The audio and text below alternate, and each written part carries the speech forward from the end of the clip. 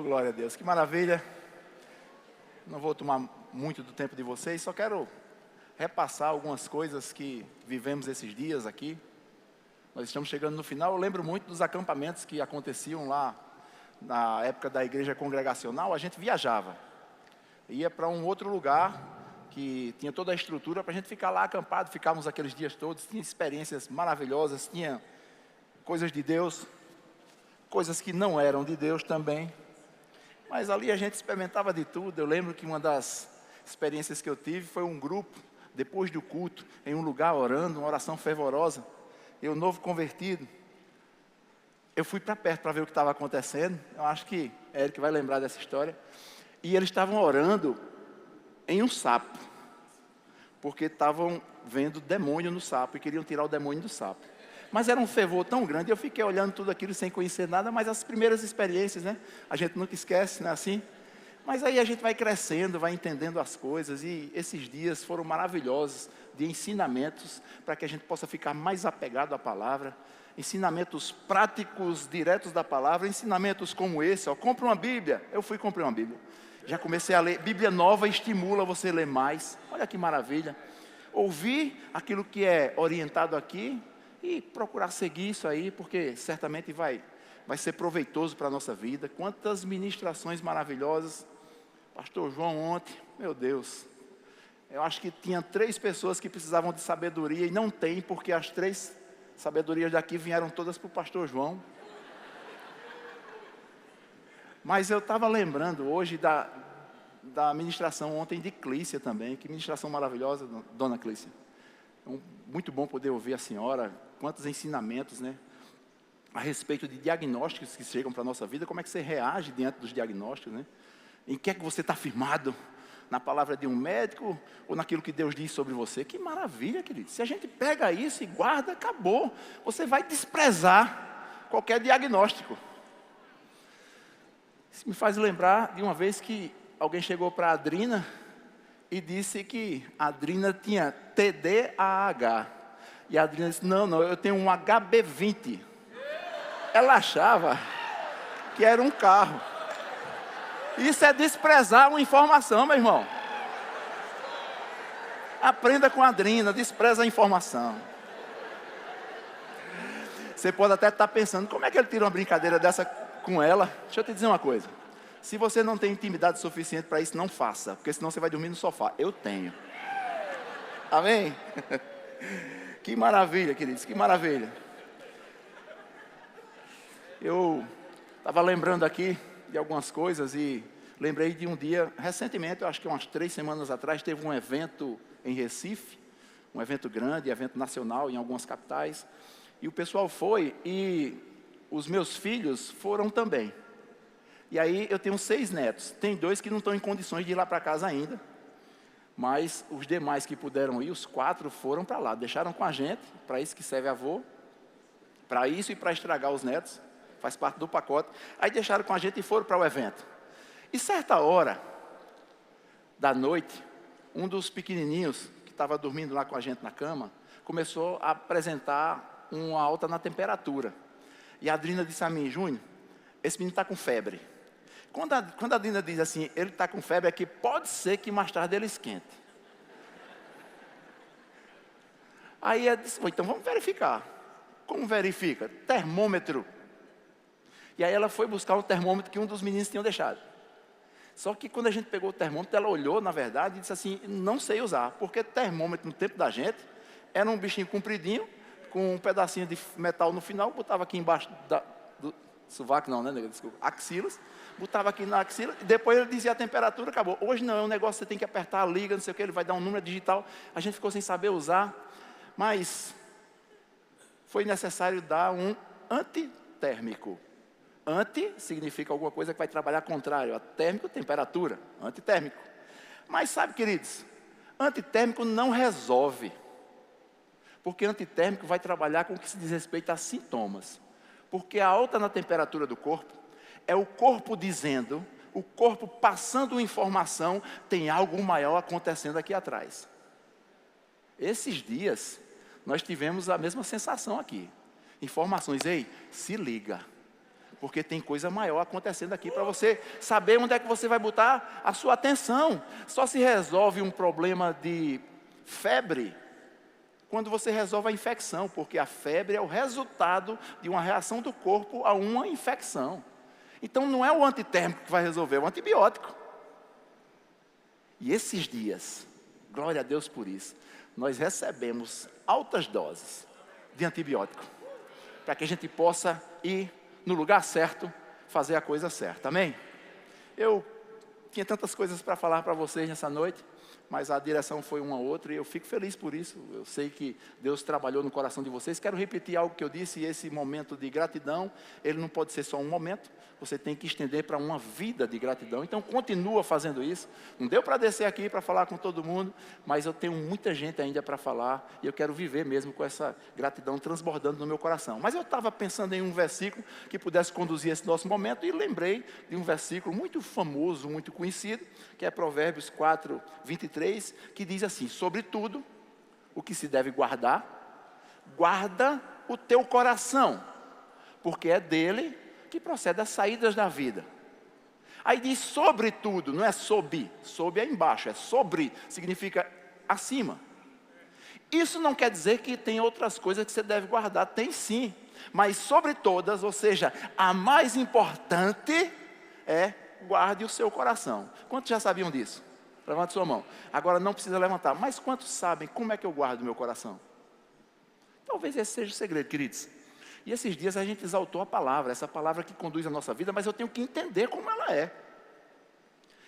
Eu lembro que por muito tempo eu vibrei muito quando a gente cantava na igreja, você é mais do que vencedor. Quantas músicas falam sobre isso? A gente diz para as pessoas, a gente tem essa consciência, mas até chegar para mim o que é ser mais do que vencedor, demorou um pouquinho, maneco.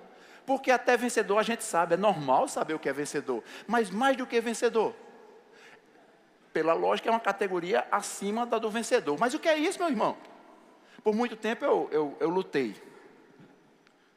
Sempre gostei de artes marciais. Você pode até pensar, mas rapaz, pastor, negócio de luta. Calma aí, meu irmão.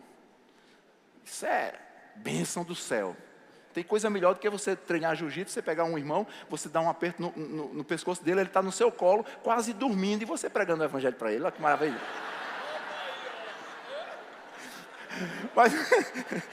Mas por muito tempo eu participei de competições e era fácil entender. Quando eu ganhava era vencedor, quando eu perdia, perdedor, grande revelação. Mas o que é mais do que vencedor? Vou te dizer, tinha uma luta que estava marcada para você.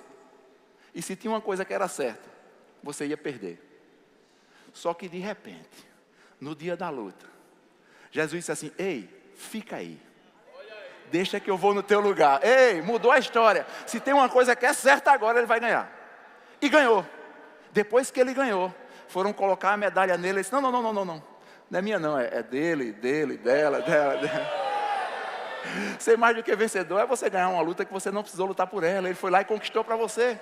Olha que maravilha. E o que é guardar o coração? Eu fui dar uma olhada na Bíblia que tem resposta para tudo. Filipenses capítulo 4, verso 7. Legal que o pessoal mandou mensagem para mim. Diga aí os versículos. Eu digo, de onde? Da sua pregação. Que pregação? Aí digo um livro que está relacionado. Que pregação? Não tem ainda, não tem um livro também. E assim a gente vai. Deve estar tudo aperreado, porque eu até disse uns versículos, não tem nada a ver com o que eu estou falando aqui. Corre atrás aí, minha irmã. Dá teus pulos. Filipenses capítulo 4, verso 7. Diz assim, Paulo ensinando: se fizerem isso, vocês experimentarão que a paz de Deus, que excede todo entendimento, guardará o seu coração e a sua mente em Cristo. Quem guarda o nosso coração é a paz de Deus.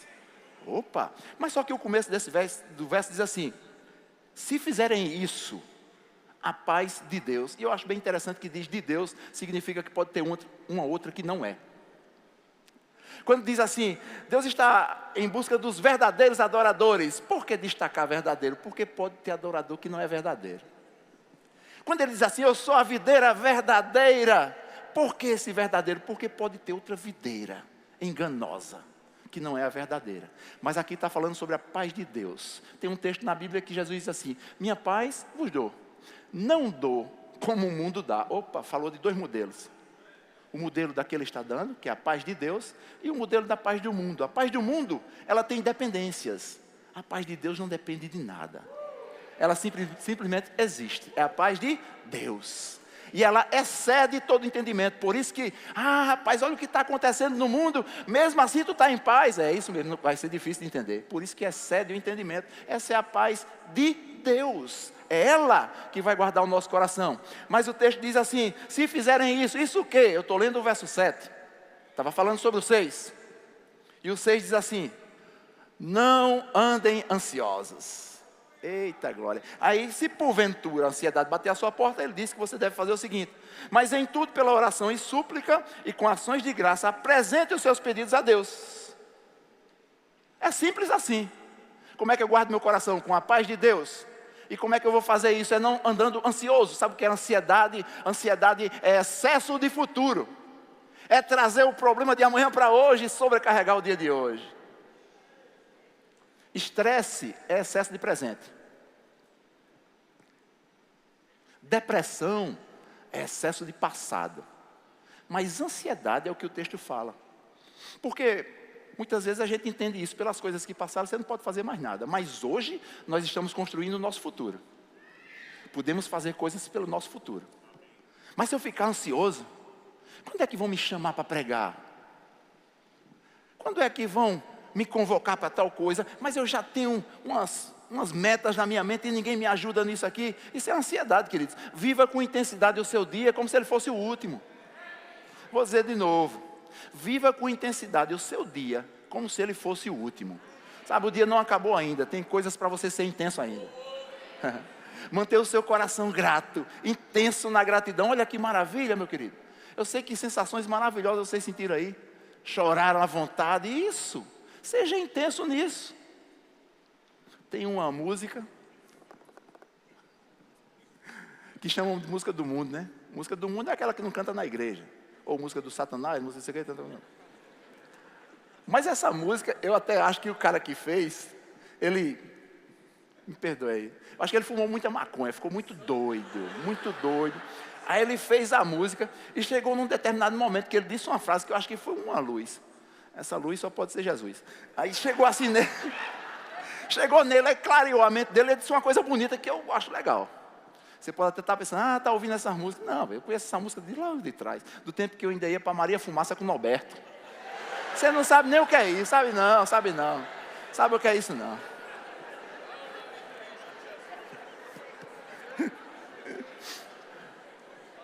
Mas essa música diz assim, nessa frase iluminada, é preciso amar as pessoas como se não houvesse amanhã. Depois da frase ele volta para a maconha, mas essa frase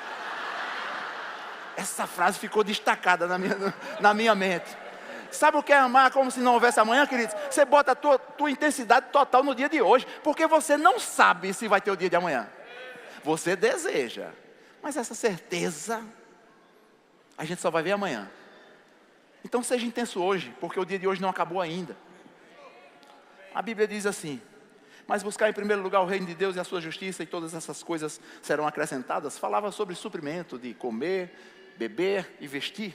Depois diz assim no 34 de Mateus 6, não andeis ansiosos, pois pelo dia de amanhã, porque o dia de amanhã cuidará de si mesmo.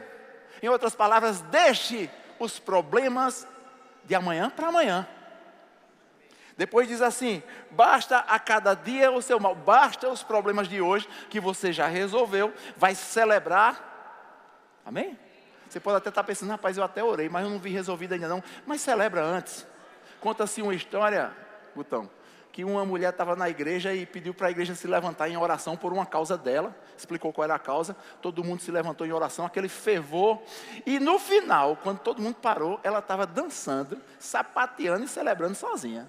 Aí todo mundo ficou olhando, coisa estranha. Tudo bem, dias depois, se cumpre a causa que a igreja orou. E a igreja começa a celebrar. Mas quando olham para ela estava quietinha no lugar dela. Aí estranharam e foram perguntar a ela por que ela estava quieta. Ela diz, olha, é porque vocês estão atrasados. Eu celebrei lá no dia que eu orei. Opa! Esse é o estilo de vida que a palavra nos ensina. Ela nos puxa para isso, essa vida de celebração contínua. acreditando que o mesmo Deus que agiu nessas histórias maravilhosas está pronto e disponível para agir na minha vida e na sua vida. Deus já está trabalhando em coisas que talvez você não esteja nem percebendo. Aleluia. A Bíblia relata Sadraque, Mesaque e Abednego, quando foram ser lançados na fornalha ardente, diz que mandaram aquecer 7 vezes mais e tal. E o texto da Bíblia é bem claro, quando diz que os homens fortes do reino pegaram aqueles 3 homens para lançar na fornalha e morreram na porta. Aí depois vão olhar, e se a gente jogou 4, jogou 3, por que é que tem 4? Eles estão passeando. A festa atrasada. Porque se eu disser a você que o lugar de morrer não era dentro, era na porta. Estava tão aquecida que o lugar de morrer, tanto é que os outros morreram na porta. Então o milagre já tinha acontecido. E a gente às vezes só quer celebrar se vê alguma coisa. Celebra sem ver. Porque Deus já está agindo. Gratidão é uma celebração, queridos. Aleluia. Deus está nos convocando para isso, mas só vai funcionar. E eu vou encerrar com isso. Se você colocar em movimento tudo aquilo que já tem de informação no seu coração. Se nós colocarmos em movimento. Porque essa é a nossa parte.